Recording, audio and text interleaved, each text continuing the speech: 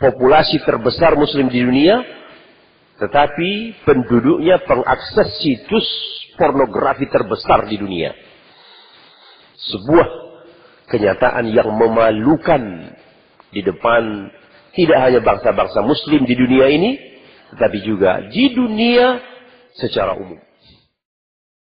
وَمَنْ يُضْلِلْ فَلَا هَادِيَ لَهُ أَشْهَدُ أَنْ لَا إِلَهَ إِلَّا اللَّهُ وَحْدَهُ لَا شَرِيكَ لَهُ وَأَشْهَدُ أَنَّ مُحَمَّدًا عَبْدُهُ وَرَسُولُهُ بلغ الرسالة وأدى الأمانة ونصح الأمة وجاهد في الله حق جهاده حتى تركنا على المحجة البيضاء ليلها كنهارها لا يزيغ عنها إلا هالك. اللهم فصل وسلم على هذا النبي الكريم وعلى آله وصحبه ومن دعا بدعوته واتبع سنته إلى يوم الدين. أما بعد، أيها الإخوة المسلمون، أوصيكم ونفسي بتقوى الله فقد فاز المتقون. يقول الله عز وجل: أعوذ بالله من الشيطان الرجيم: يا أيها الذين آمنوا اتقوا الله وقولوا قولا سديدا يصلح لكم أعمالكم ويغفر لكم ذنوبكم ومن يطع الله ورسوله فقد فاز فوزا عظيما. Saudara-saudara sidang Jumat yang dirahmati Allah, semua kita dalam hari-hari ini paling tidak tahu tentang berita pornografi. Dalam beberapa keterangan resmi disebutkan Indonesia adalah negara paling tertinggi mengakses situs pornografi di dunia. Begitu laporan dari Menteri Menko Info tadi pagi dalam sebuah wawancara. Negara muslim, mayoritas muslim, dan populasi terbesar muslim di dunia, tetapi penduduknya pengakses situs pornografi terbesar di dunia. Sebuah kenyataan yang memalukan di depan tidak hanya bangsa-bangsa muslim di dunia ini, tetapi juga di dunia secara umum.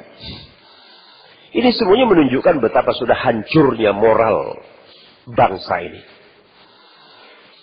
Sudah hancurnya akhlak dan tidak ada lagi bingkai-bingkai yang disebut pantangan, memalukan, sesuatu yang sangat aib, itu sudah tidak ada lagi.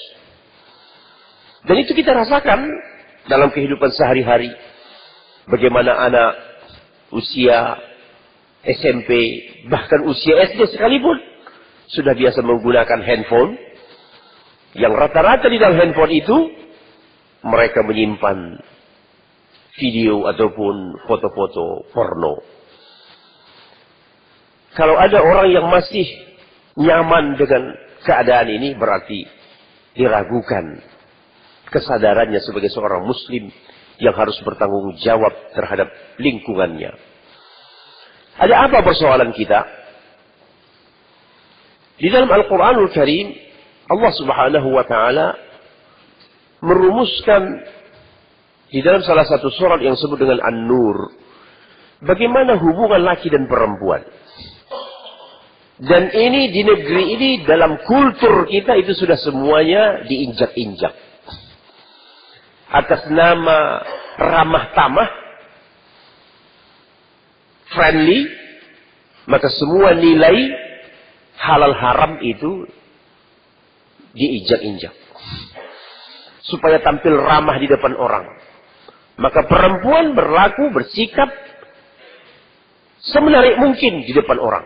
Di depan laki-laki, di depan perempuan. Ini persoalan pertama adalah kultur kita. Kultur yang terlalu ramah. Kultur yang tidak lagi mempedulikan mana batas halal haram dalam pergaulan. Al-Quran sampai kepada memandang perempuan pun ada aturan halal haram. Jangankan bergaul, jangankan berseloroh, jangankan bercanda, di dalam hal memandang pun ada aturannya. Itulah yang tertuang di dalam surah An-Nur, yang bisa kita baca di mana Allah berfirman, "A'udzubillahi minasyaitonir rajim. Qul lil mu'minina yaghuddu min absarihim wa yahfazu furujahum. Dzalika azka lahum innallaha khabirum bima yasnaun." Katakan kepada lelaki mukmin agar mereka menundukkan pandangan mereka. Masya Allah, luar biasa.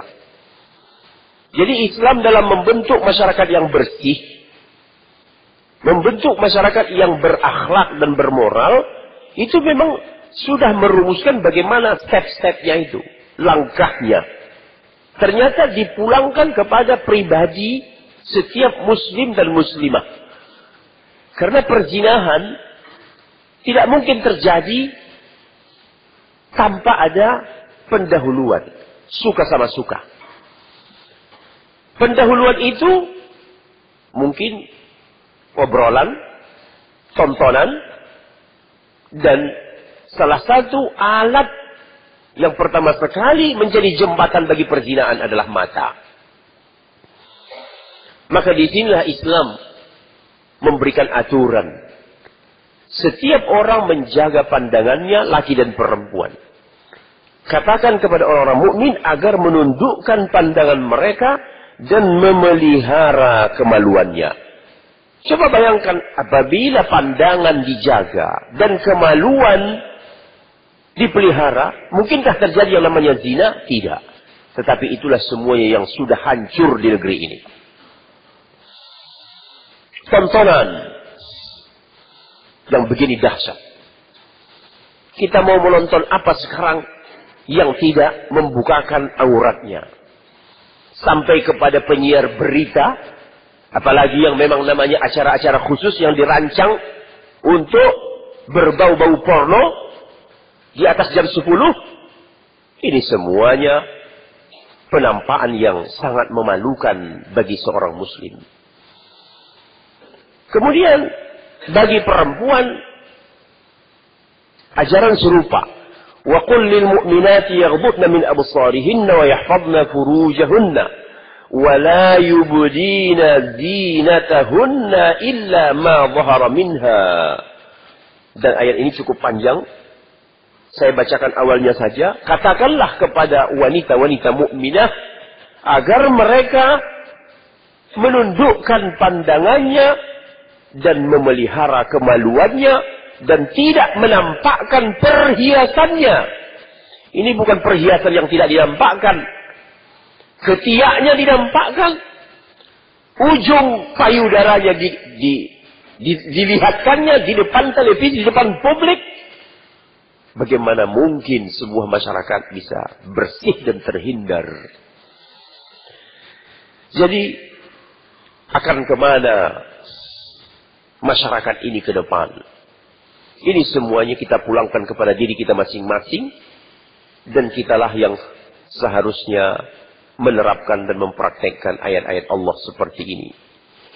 Kemudian yang kedua, Allah subhanahu wa ta'ala masih di dalam surat An-Nur mengatakan, Ya ayyuhalladzina amanu la tattabi'u khutuwatis syaitan.